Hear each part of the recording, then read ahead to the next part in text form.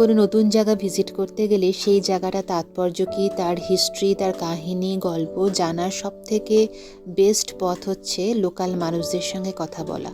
আর local মানুষদের সঙ্গে কথা বলে জানতে পারলাম যে গোল্ডেন টেম্পল ভিজিট করবার সবথেকে সেরা সময় হচ্ছে সকাল 4টের সময়। সবাইকে জানাই মেঘালয় রোমান্স সংসারে ওয়েলকাম। একটা ফ্রেশ ভ্লগ নিয়ে অমৃতসর থেকে চলে আসলাম তোমাদের কাছে। আর সামনে যে ইয়েলো রঙের বিল্ডিংটা দেখা যাচ্ছে, এটা কোনো মন্দির না, এটা হচ্ছে মার্কেট প্লেস।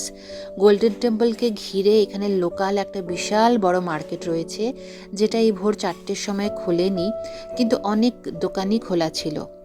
গোল্ডেন টেম্পল ঢোকার আগে যেটা আমরা সবার প্রথমে করলাম সেটা হচ্ছে আমি আর আমার 2 মেয়ের জন্য কিনলাম ওড়না মাথা ঢাকার জন্য, আর হাজব্যান্ড কিনলো সাদা রঙের স্কার্ফ নিজের মাথা ঢাকার জন্য।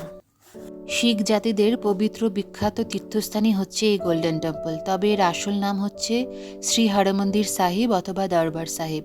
শিখ জাতিরা এটাই বলে থাকেন, শ্রী হরমন্দির সাহিব অথবা দরবার সাহিব। আর ওরা ভগবানকে ডাকে ওয়াহেগুরুজি, মানে ভগবানকে ওরা এই নামেই সম্বোধন করে। এখন কথা হলো যে এই গোল্ডেন টেম্পল তো গুরুদ্বারা, তাহলে এর ভিতরে কি আছে যার জন্য সমস্ত বিশ্ব থেকে মানুষ, লাখ লাখ মানুষ প্রতিদিন এখানে মাথা ঠেকতে আসে। শিখ ধর্মের প্রবর্তক হলেন প্রথম মানব গুরু গুরু নানক দেবজি। তারপর আরও 9জন গুরু আবির্ভূত হয়েছিলেন। এইভাবে চতুর্থ যে মানব গুরু ছিলেন গুরু রামদাসজি, উনি গোল্ডেন টেম্পলের কাজ শুরু করেন।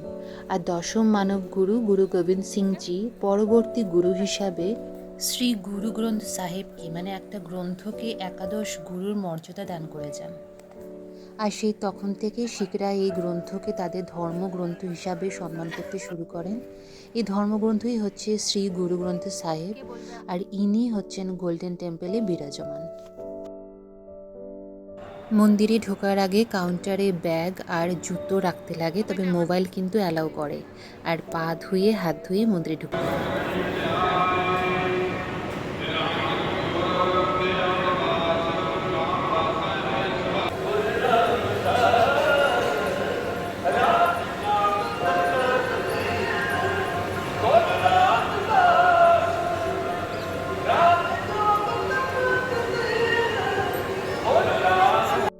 ভোর 4টের সময় গোল্ডেন টেম্পল দর্শন করার একটা তাৎপর্য রয়েছে।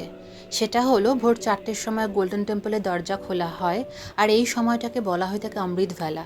এই সময় শিখ জাতির যে প্রধান ধর্মগ্রন্থ গুরু গ্রন্থ সাহেব, ওনাকে ওনার শয়নকক্ষ থেকে পালকি করে গোল্ডেন টেম্পলের যে ওনার সিংহাসন আছে বা পালঙ্ক আছে ওখানে নিয়ে আসা হয়। তার জন্য এই সময়টাকে বলা হয় পালকি দর্শন সেরিমনি। এটা একটা খুবই পবিত্র সময়, যেখানে যারা চেষ্টা করে সবাই ওই পালকি দর্শনটাকে দেখার জন্য বা পালকিটাকে টাচ করবার জন্য, যেরকম আমরা জগন্নাথের রথের দড়ি ধরার চেষ্টা করি, ঠিক সেই রকম। আর আরেকটা কারণ হচ্ছে ভিড় কম থাকে, রোদ কম থাকে। ঠিক যেইভাবে পালকি করে ভোর 4টের সময় ধর্মগ্রন্থকে শয়নকক্ষ থেকে গোল্ডেন টেম্পলে আনা হয়, ঠিক সেইভাবে সন্ধ্যা 7টা থেকে 10টার মধ্যে কোনো এক সময় ধর্মগ্রন্থকে সেই পালকি করে আবার গোল্ডেন টেম্পল থেকে ওনার শয়নকক্ষে নিয়ে যাওয়া হয়। ফলে এই দুটো সময় ভোর 4টে আর রাত 10টা, এই দুটো সময়কে খুবই পবিত্র বলে মনে করা হয়। গুরুদুয়ারে মাথা ঠেকিয়ে শ্রী গুরু গ্রন্থ সাহেবের দর্শন করে আমরা সোজা চলে গেলাম কুলচা খেতে। এটা হচ্ছে পাঞ্জাবের একটা বিখ্যাত ডিশ।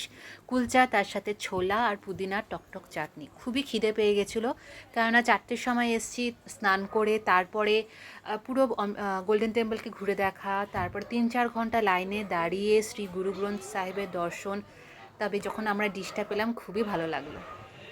একটা সুন্দর পরিবেশ, একটা সুন্দর স্পিরিচুয়াল পরিবেশ দিয়ে আজকের ওয়াহেগুরুর দর্শন হলো। দ্বিতীয়বার স্বর্ণমন্দির আসবো কি না জানি না, তবে আজকে যা অভিজ্ঞতা অর্জন করলাম সারা জীবন ওনাকে আমি মাথায় তুলে রাখবো। সবাইকে বলবো যদি কখনো জীবনের সুযোগ পাও তাহলে নিশ্চয়ই স্বর্ণমন্দির ভিজিট করে যেও। একটা সুন্দর স্নিগ্ধ পরিবেশ, যেখানে জাতি ধর্ম নির্বিশেষে সবার জন্য দুয়ার খোলা।